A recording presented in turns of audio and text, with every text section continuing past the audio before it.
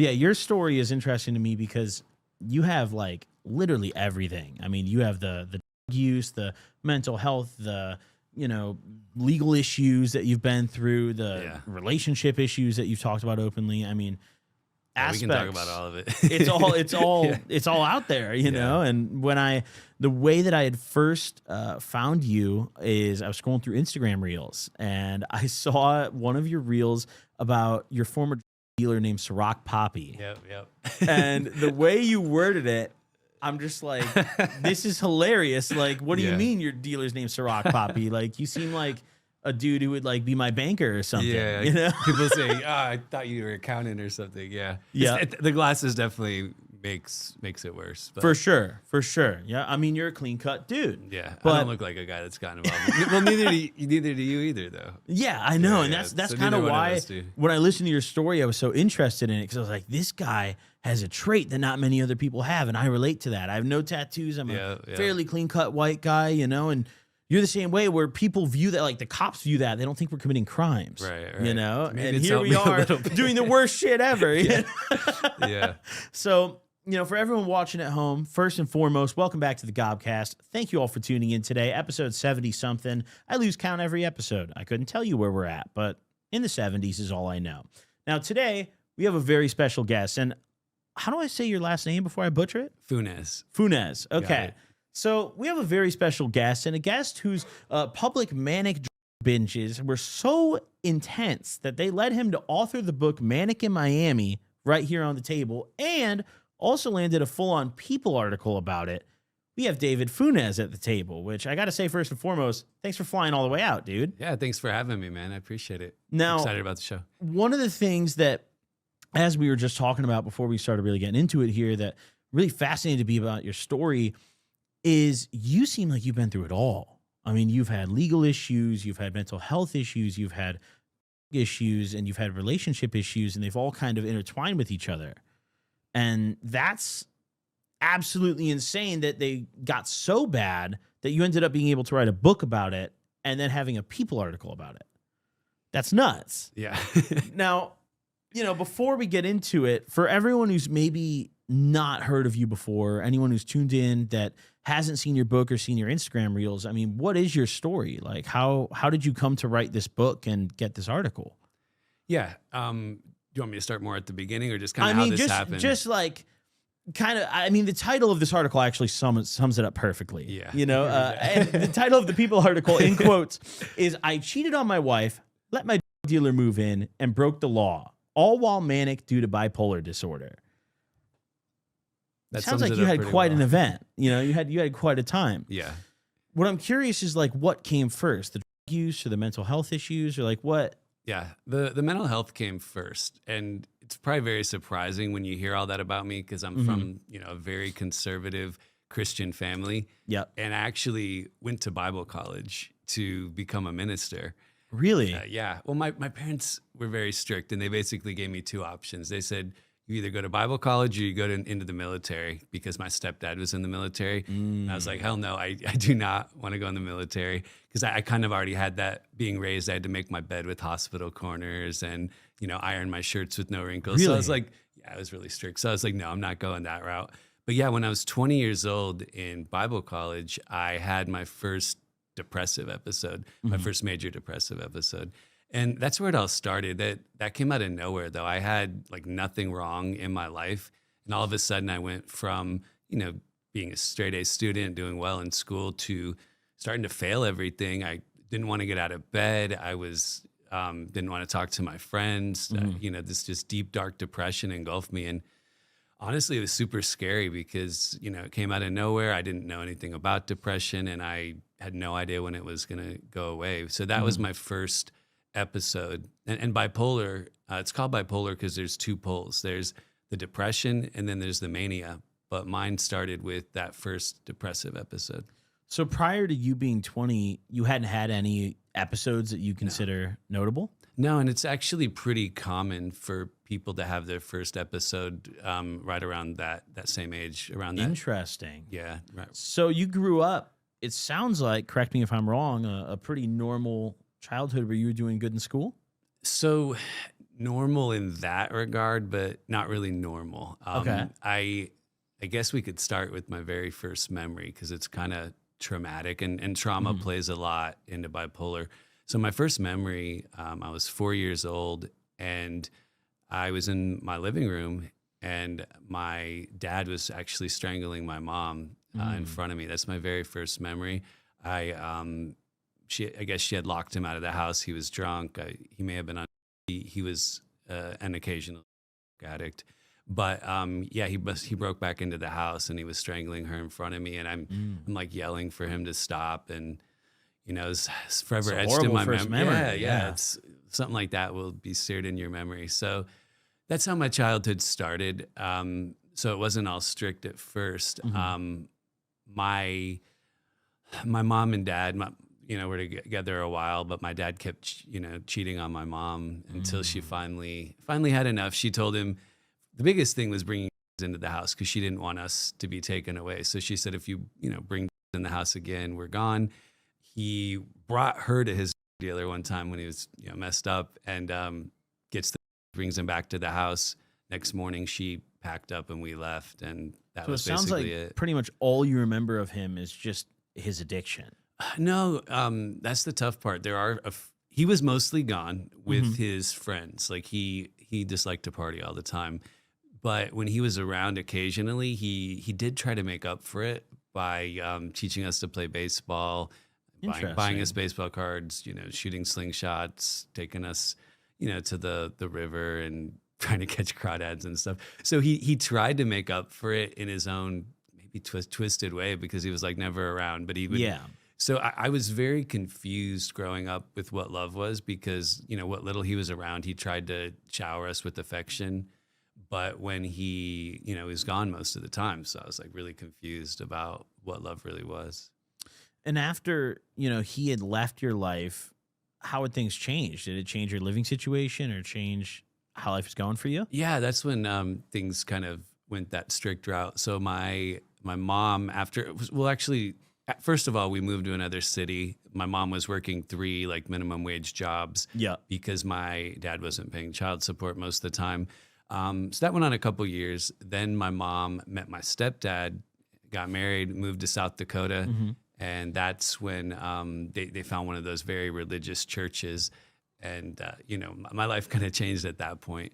Because my parents were pretty normal before that, but they joined this. It's called like an independent fundamental Baptist church. Ooh, Are you that sounds familiar with serious. those? Yeah. I'm not, but that sounds Okay. very serious. Yeah. So like our church, for instance, believed women couldn't wear pants. Like it was somehow against the Bible, and a bunch of things like that. Like even Christian. What would they wear if it couldn't be pants? Well, there were these things called culottes. Have you Okay. ever heard of them? No. They're I like have these no clue what that is. they're half shorts, half skirts. So like when you're playing sports, you'd wear these very baggy, like half shorts, half skirts as a So girl. it's supposed to be like looser on them? Yeah, yeah. Interesting. Probably the funniest one was when my stepsisters, went skiing. They made them wear the culottes over their ski suit.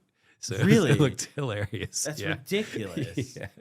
And Yeah. what would happen if, like, per se, a girl didn't wear that or they didn't follow the rule? Is there like a they'd punishment? have to go home, yeah, or get Wow. detention or demerits or whatever. Yeah, That's serious. yeah.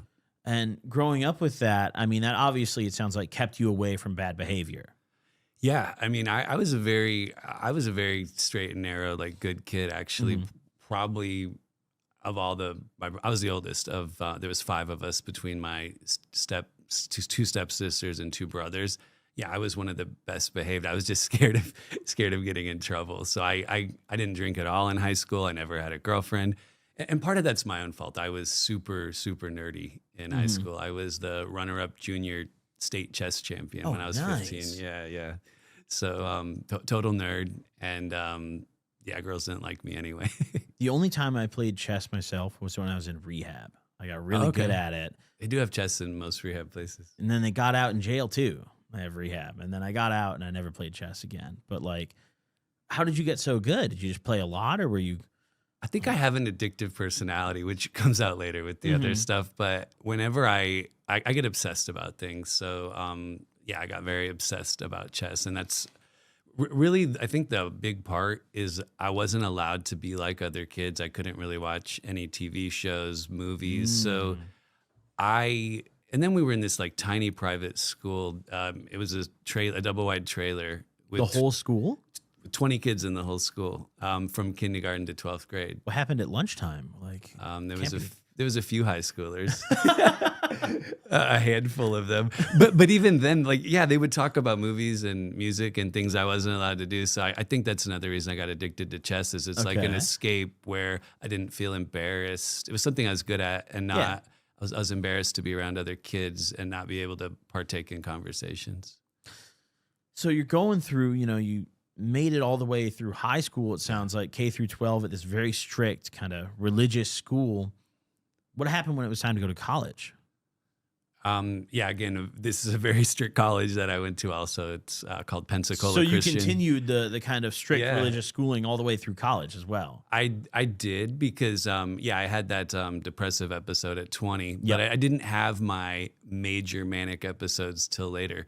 So I got married when I was 21. It was actually the first time either one of us had ever had sex. So it was one of those wait till marriage type things. Mm-hmm. So when you heard all that at the start, you would never think, that would be me because Completely different person. completely different person.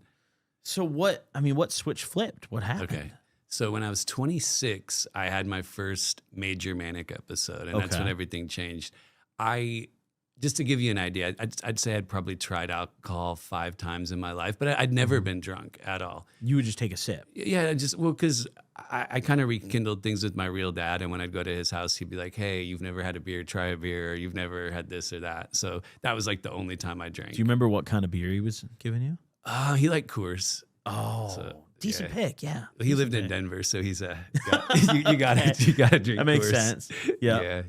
Yeah. But okay, so I didn't go into ministry though. I went into finance. Okay. And when I was in finance, that's when I had my manic episode, and it started out feeling good, and that's how I describe mania. It's fun until it's not. So at first I got all this extra energy. I'm not needing to sleep a lot. I'm in the gym super early. I'm getting to work an hour early. I'm crushing it at work. Just top salesperson there. So at first it feels really good, but then mine started getting worse. At first it felt good too because I got this crazy sex drive like I had never had before, and that's where things really went. Sounds south. like you maybe felt like you had just evolved or something. Yeah, You were I so felt- productive and I felt like a superhuman, I Yeah. guess. Like, honestly, I did. Yeah. And that's kind of how mania can feel. Mhm. But that's where I had right then I had my worst depressive episode, which in a way, I guess, stopped me from being even more stupid in my Could've even mania. been a good thing at the time. Yeah. Well, but then the problem was this is the darkest part that I had, and I'm allowed to talk about like suicide. about whatever you You can want, talk bro. about suicide. You and talk stuff. about whatever you want on Okay, this show. okay. This show is fucked up. Okay. So, All right. We'll keep it fucked up. you can talk about whatever you want on here, dude. Okay. So, man, at that time, things got really dark. This was a way worse depression than I'd been through, and all I could think about was ending my life. And it wasn't that I wanted to die. I was like this mental pain I was going through with the depression, tons of anxiety. And even though you want to be in bed all day, I couldn't sleep for some reason either. So that was really making my thinking off. Sounds unbearable. Yeah. So I lived near work, and on my lunch break, I would go home and stand in my garage and try to, get up the courage to, flood my garage in my car with carbon monoxide. Yeah. I had some sleeping pills that I, would pour in my hand a bunch of times. Thankfully I never went through with it, obviously, since I'm still here. But finally, after a while of doing that, I had this moment of clarity, and I was like, I don't know what to do, but I have to do something. Yeah. So I packed a bag and drove to the nearest mental hospital, and I was scared going in there. I didn't know if I went in there, if I was ever going to come out. I was scared, but I was like, I'd rather be here than dead. Yep. So I went in there. They took a bunch of shit out of my bag. They're like, you can't have your razor. You can't have, shoestrings or the hoodie strings and all you that. can't have shit in the psych No, ward. so they took like a bunch of my stuff and then checked me in there. But that's where I was diagnosed with bipolar for the first time, because and it's the same as most bipolar people. We go to the doctor mostly when we're depressed. So they're like, oh, here's a SSRI or an antidepressant, when we really also need like mood stabilizers typically and things like that. So I finally got diagnosed by that psychiatrist, because he was like, tell me everything that's going on. Oh, this is all out of character. You cheated. You're trying to get married while you're still married. You're blowing through money. You're partying every night. Once I explained all that, he's like, okay, and I finally had that diagnosis. I guess that was like 7 years probably after my first depressive episode. And getting that diagnosis had to feel pretty insane at that point for you, right? I mean, going through life and not knowing something was wrong to all of a sudden this guy telling you you're bipolar. How's that feel? I would say for me, it was, some people are scared I was obviously a little scared, but I was kind of relieved that I had a name, for whatever was going on. I think that did give me a little bit of relief. I was like, okay, I'm not just this crazy person that has no diagnosis. And because I had a diagnosis, I was like, okay, so there's medications for this. So honestly, I was more relieved than anything else, I think, at that time. I mean, that's got to be incredibly hard to deal with when you start looking back on the things you did when you were manic as your bipolar, and realizing that like that's not really you, but you still did it. I mean, how do you internalize that? The hardest part about, and if a lot of people don't understand this, because even like when I post about a lot of this stuff, most people give me good comments, but some people give me hate. But I think the hardest thing, if you talk to other bipolar people, they'll tell you this: we don't always know what's us and what's the disease afterwards, because everything you're going to hear that I did from here afterwards is so out of character. Yeah. But I do take I have to take responsibility for it. And I've tried where I could to apologize and make amends, but I really don't know what I would have done and not done if not for the disease. And that's a scary thing, and it's something that I'll always have to live with, Yeah. And kind of jumping back to when you had mentioned you first went to the psych ward and gotten diagnosed. Yeah. As you're going through, how long were you in there before you gotten released? I think 4 or 5 days is about what it was. It wasn't, because he put me on a depression med called Seroquel that's meant for bipolar people. Yep, I've heard of that. So and it helped me sleep. So I felt good enough afterwards. And then he's like, hey, when you get out, we're gonna put you on something for your mania. And that's when he put me on lithium. I think it was that he put me on for my mania. But I hated it because it made me feel like a walking zombie, really a shell of myself. I've heard that about a lot of those kinds of drugs. A lot of them make you feel like a zombie. The drugs that give people for, bipolar, for example. Yeah, you got to find the ones that work for you. But mental health is so hard, because what works for me is going to be totally different for the next person. Everyone's completely different. Yeah. You never know. So once you had gotten out after that 4 or 5 days, how did things go after that? Were you stable for a while, or? Very shortly, because I stopped taking the lithium and I got thrown right back into another manic episode. But yeah, this is when I fell into a really deep depression again. So that's the thing about my depressions. Like that first one I told you about when I was 20, nothing was wrong in my life. But then some of them, like when the FBI raided my office or when I lost everything, those depressive episodes came on for a reason, obviously. And with the depression, a lot of it is also like your mind slows down considerably. Like I can't think very well. I become dumb, basically. So I was trying to get a job to help us bomb. Like regular me is pretty intelligent, well, decently intelligent. But when I'm I can tell. depressed, you're well-spoken. You seem like a smart guy. Yeah, thanks. But when I'm depressed, no, I bombed like over 20 job interviews, dude. I could not. Really? Yeah, I could not get a job. So finally, though, like she started making enough money through different things, and we were able to get like a small studio apartment. No furniture, though. All we had is an air mattress and like peanut butter and jelly, lunch meat, ramen, shit like that. So I went from having all this to like this small, crappy apartment with an air mattress. So it's humbling, sandwiches man. On the air mattress. Yeah. It's a crazy, crazy change. Yeah. And when did things finally really change where you got help or figured out your issues? Like what stopped that cycle? Not long after that, I was just at my wit's end without not being able to get a job. Mhm. So I went to my psychiatrist, who I still have today. And after all these years of trying different meds, he was finally able to put me on the right meds. He's the best doctor I've ever had, because he'll like, a lot of doctors just in, out, in, out. This guy would like talk to me for as long as I needed. He went through everything. And yeah, he was finally able to put me on the right meds. So yeah, after all these years, I was finally stable, and I felt stable pretty fast. Like I started feeling good within a couple of weeks, and then within like a month, I felt like a whole different person. It was crazy. I've heard those medications, you have to take them for a while consistently to really feel the difference. I felt it with that. Yeah. After like a month, I felt like a different person, and it keeps getting better from there. But like, I was like, dude, this is huge change after like a month. So since then, you've just been stable and able to kind of rebuild your life because of that medication?